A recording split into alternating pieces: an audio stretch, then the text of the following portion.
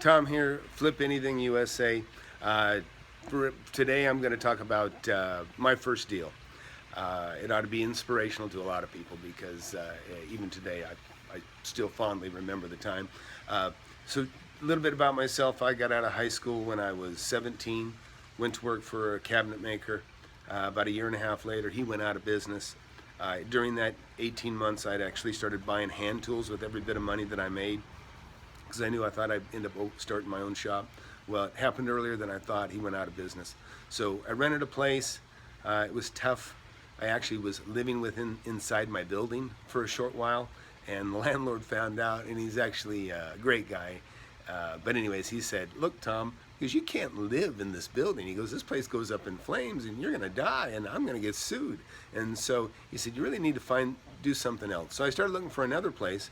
Well, the previous person that I'd worked for, like I said, he went belly up. Well, his property went back to the bank, and I'd called on an ad for a place that was for rent, and an agent picked me up and took me around. Well, sure enough, they took me to my old employer's building where I had worked just 6 months before.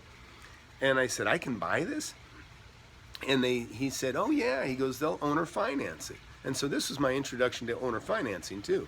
And I said, "Well, tell me about it." I go, "Because I'm having trouble just making payments right now on my truck, or on my car at the time." And so imagine this. I got long hair. I have terrible allergies, so my eyes are bloodshot. So I always look like I'm stoned, and I wasn't, but I just looked like it because of bad allergies and the long hair, and I'm driving a Camaro. So I wasn't like a prime prospect for anybody to trust to owner finance. But he said, "No," he goes, "Look, Tom," he goes, "they're never even going to see it." He goes, "We're going to send in an offer." And so that's what happened. I made an offer on this building for, I think, $110,000 with $10,000 down. Now, I didn't have the $10,000 down, but we did it with a 6-month look. In other words, I had 6 months to close, but I had full access to the building during this time. Well, they accepted that offer. I think I put maybe 500 down. And so I put 500 down. I immediately moved into this building, and now I no longer had rent. So this building was quite a bit bigger than what I'd previously been renting, but nevertheless, I was saving $1,000, $1,500 a month just on the size of this building alone. So that over the next 6 months, the money that I wasn't paying out in rent, I just simply saved. And then at the end of the 6 months, I had $10,000. I put that down, and now I own the property.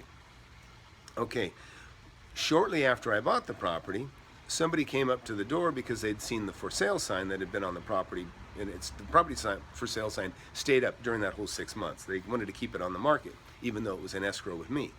But a guy comes to the door and says, "Hey, I saw this place was for sale." And I said, "Yeah, I bought it." And he says, "Well, what'd you pay for it?" And I told him, and I think I paid 110 at the time. Maybe I'm off 10 grand, I don't remember.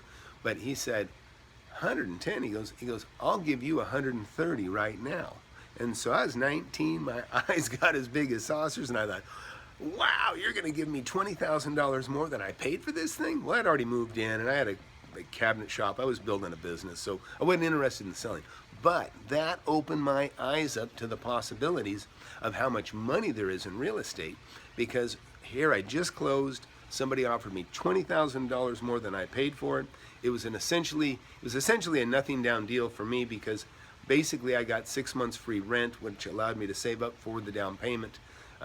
So it wasn't a nothing down, but it was a nothing to me down, because it basically was what I would have paid out in rent anyways. So that's 19 years old. Again, boom, I'm going to make money. And so I was very excited about that first deal.